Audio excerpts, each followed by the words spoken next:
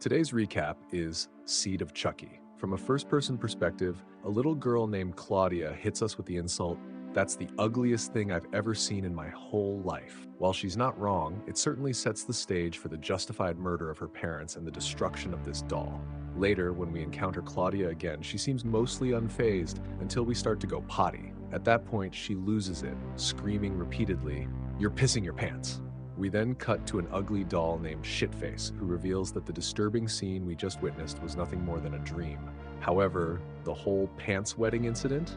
That part was real. We're also introduced to Shitface's owner, Sykes. The two perform as a ventriloquist act, which is pretty unethical considering Shitface is actually sentient. Oh, and did I mention we're in England? Sykes explains that he found Shitface 6 years ago in a graveyard over in the United States. Shitface, who has Made in Japan stamped on their wrist, despises being an orphan and longs to discover who their parents are. Meanwhile, a man dressed as Santa Claus walks through a cemetery, chatting on the phone with his girlfriend. Unfortunately for him, the call ends with her breaking up with him. As he angrily stomps through the cemetery, a knife suddenly pierces through the bag of toys he's carrying. He hears some of the toys activate and turns around to find everything has fallen out of the bag. Frustrated, he starts kicking the gifts, before spotting Chucky sitting against a tombstone. As he approaches for a closer look, Tiffany sneaks up behind him and uses a slinky toy to restrain him. Chucky then slices off the man's fake Santa beard, slicing his throat in the process. As the man collapses to the ground, the dolls take the opportunity to lecture him about the dangers of lying to children, explaining the negative impact it can have on their minds. Chucky begins repeating his lines. The frustrated fake Santa shouts that Chucky's broken again, exposing that the dolls aren't alive but are instead controlled by robotics. The actor playing Santa storms off the set in a huff, while the crew scrambles to fix Chucky. It's then revealed that this is all part of a production for a new movie titled Chucky Goes Psycho. Next, we meet Jennifer and her assistant, Joan. Joan informs Jennifer that hip-hop superstar turned director Redman is casting for the role of the Virgin Mary in his upcoming Bible epic. Jennifer is convinced the role is perfect for her and asks Joan to arrange a meeting with Redman. While watching behind-the-scenes footage of Chucky Goes Psycho on TV, Shitface spots the words "Made in Japan" written across Chucky's wrist. Excitedly realizing he might not be an orphan after all, Shitface manages to escape from Sykes with the help of a rat. Determined to find their family, Shitface ships themselves to Hollywood. Next, we meet Redman as he and Jennifer conduct a script reading for his upcoming movie. Despite Redman praising her performance, he opts for his initial choice for the role. Upset by this decision, Jennifer attempts to seduce him, which Redman is receptive to. Jennifer then invites him to her place at 8 o'clock that evening. Meanwhile, Shitface, having arrived at the movie studio, exits the shipping box they had shipped themselves in. They eventually find the Chucky and Tiffany animatronics, believing them to be their parents. Using the voodoo amulet, Shitface brings the killer couple back to life.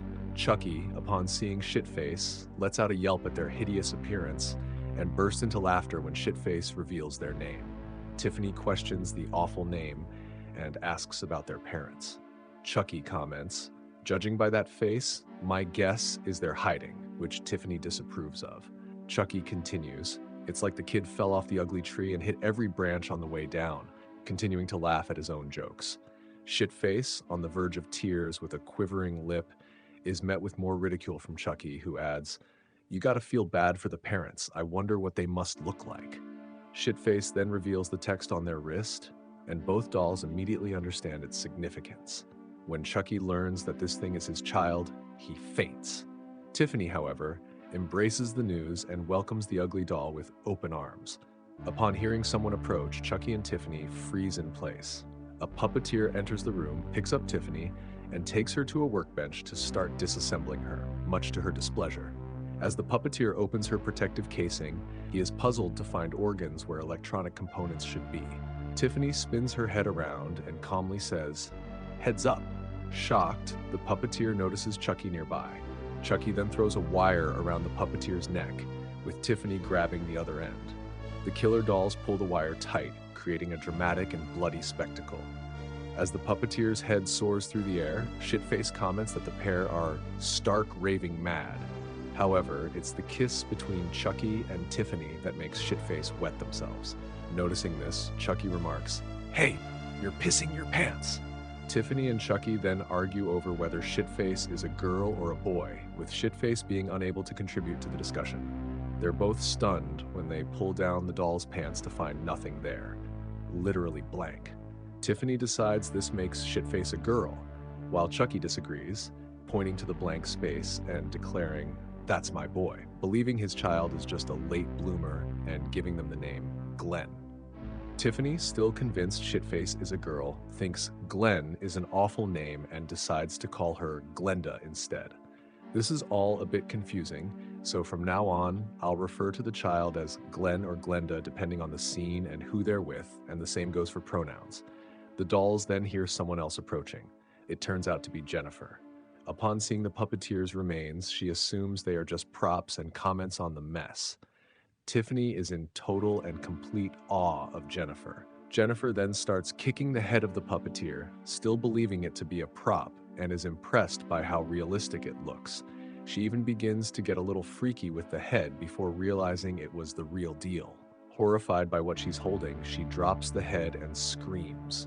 We're then introduced to Stan, Jennifer's limo driver, and something of a romantic partner. However, Stan harbors feelings for Jennifer and wants to have a real relationship with her. But this is something that Jennifer shows little interest in. Chucky and his family are able to sneak into the back of the limo while Stan and Jennifer are busy swapping tongues. During the ride through Hollywood, Glenn asks his parents if they're a pair of ninja assassins. Chucky, confused by this vaguely racist remark, responds with a simple, "Huh?" and informs Glenn that they're not from Japan, they're from Jersey. Tiffany comes up with a plan to transfer her soul into Jennifer's body, with Chucky's soul going into Redmond's. Tiffany reassures Glenda that she will become a real girl, but Glenda is curious about how this will happen. Before Tiffany can explain, Jennifer rolls down the limo's privacy window to retrieve the champagne bottle that Chucky has already polished off. Stan tries to express his feelings to Jennifer, but she cuts him off as she calls Joan. Jennifer asks Joan to bring a new bottle of champagne to her house, as she's planning a big night. Stan, initially pleased thinking she's making plans with him, is disheartened when Jennifer mentions Redman. Jennifer tries to reassure Stan, saying it's just business. The privacy window goes back up, and Tiffany bluntly calls Jennifer a slut. Later that night, in the attic of Jennifer's home, Chucky and Tiffany are putting Glenda to bed. As they do, Glenda asks, "Why do you kill people?" Caught off guard, Chucky refers to it as a hobby that helps him relax and explains that it's been a family tradition for generations. Glenda counters by saying that violence is bad, to which Chucky responds, "It's violins that are bad. Their screechy music's gonna ruin the goddamn country." Tiffany sides with Glenda, viewing killing as an addiction, and insisting that, as parents, they need to set a good example. She suggests her and Chucky give it up cold turkey, but while Chucky reluctantly agrees, he crosses his fingers behind his back whilst doing so. A paparazzo sneaks past the fence surrounding the property. Later that evening, Chucky is tasked with depositing some mayonnaise into a cup as part of the voodoo ritual. We cut to a scene where Tiffany is slipping some vitamins into a champagne bottle. Jennifer and Redmond are seen chatting before things start to get a bit freaky. The paparazzo who snuck in earlier snaps a photo of the moment. However, something else grabs his attention. The silhouette of Chucky preparing the mayonnaise. Shifting his focus back to Jennifer and Redmond, he spots Tiffany and remarks, "God bless the little people." Jennifer begins to have second thoughts about getting freaky.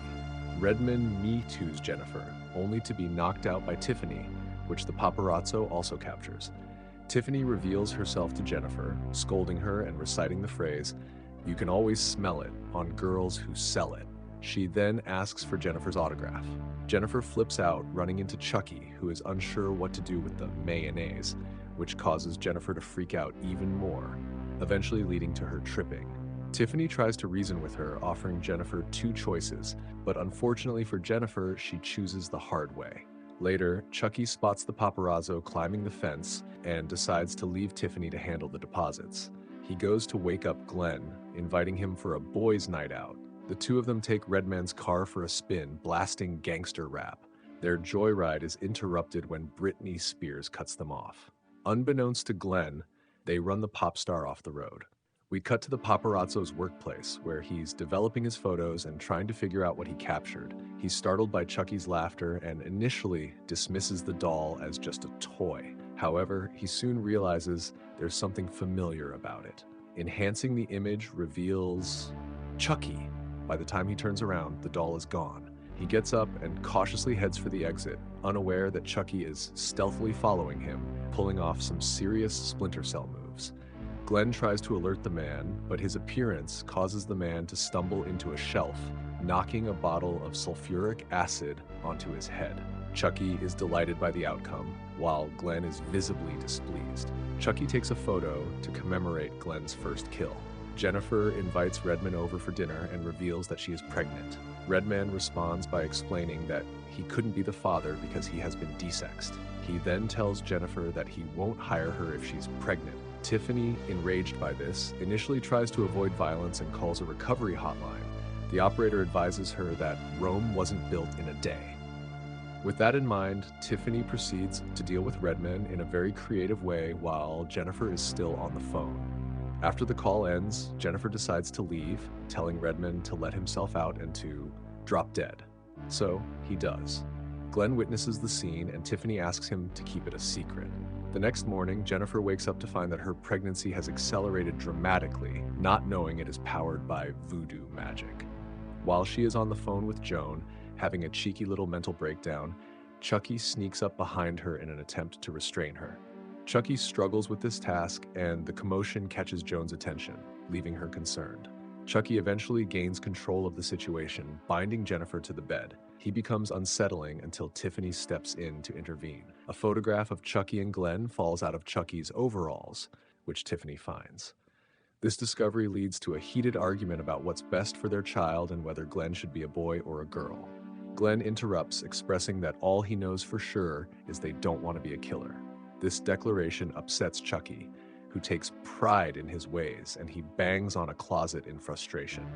The closet door opens to reveal Redman's body. With a new body now needed for Chucky, Tiffany calls Stan. Stan and Jennifer are now bound. As the power goes out, Joan arrives at the front door calling out for Jennifer. Chucky heads out to confront her. Joan enters the house, triggering a silent alarm, and makes her way to Jennifer's room. There, she is met with a chaotic scene. Jennifer, freed from her restraints, tries to warn Joan, but it's too late. Tiffany causes Joan to burst into flames. In a panicked escape, Joan stumbles and falls. It's revealed that Glenda was responsible for Joan's demise. Tiffany reappears, having missed the entire incident, and is completely confused. Glenda, now unhinged, forces Tiffany to slap her in order to bring Glenn back. Later, Jennifer gives birth to a baby boy. But wait, there's more. She also gives birth to a baby girl. It is now time to begin the voodoo chant. Glenn, Glenda, shitface. Can't decide whether they want to be a boy or a girl. But time is running out and the police have arrived. Overwhelmed, Chucky tells everyone to shut it, declaring that maybe he doesn't even want to become human. As a doll, he's infamous, one of the most notorious slashers in history. He doesn't want to give that up. He is Chucky, the killer doll, and he digs it. Tiffany thinks he's lost his mind and decides to leave him, taking the kids with her. Chucky reacts surprisingly well to Tiffany, leaving him by throwing a knife at her. However, Stan, who has managed to free himself, jumps in front of it, perhaps thinking Chucky was aiming for Jennifer. Tiffany then picks up the knife and throws it at Chucky, hitting him in the shoulder, causing him to drop the amulet. The police then breach the home, discovering the chaotic scene. Jennifer, now in the hospital, is given pictures of her newborn babies. But the nightmare isn't over yet. Tiffany and Glenn have made their way into her hospital room, and Tiffany injects something into Jennifer's IV, making her woozy. As Jennifer collapses, Tiffany locks the door. Just then, Chucky arrives with an axe. As Tiffany finishes the chant, she is struck by the axe, sharing an emotional moment with Glenn before succumbing to her injury. Glenn then confronts his father in a dramatic showdown. Just kidding. Glenn flips over Chucky, and Jennifer slides the axe over to him. Glenn uses the axe on Chucky, then proceeds to disable him. Despite the intense confrontation, Chucky expresses pride in his child. Glenn then delivers the final blow, ending Chucky. Years later, we see what appears to be a children's birthday party. It's revealed that Glenn and Glenda are now twins with human bodies, and Tiffany has swapped places with Jennifer, taking the life of their nanny, who wanted to quit due to fear of Glenda. Glenn opens one final gift, which Glenn discovers to be one of Chucky's arms. The arm lunges at him. Don't ask me how, because I don't know. And that's all she wrote for Seed of Chucky. Thank you so much for watching. If you enjoyed the video, consider giving it a like, as it really helps me out. Be sure to subscribe and hit that notification bell, as I try to upload content like this on a regular basis. What did you like most about this movie? Be sure to let me know down in the comments. The word of the day for this video is bully rag, which means to bully or harass. And until next time, bye-bye.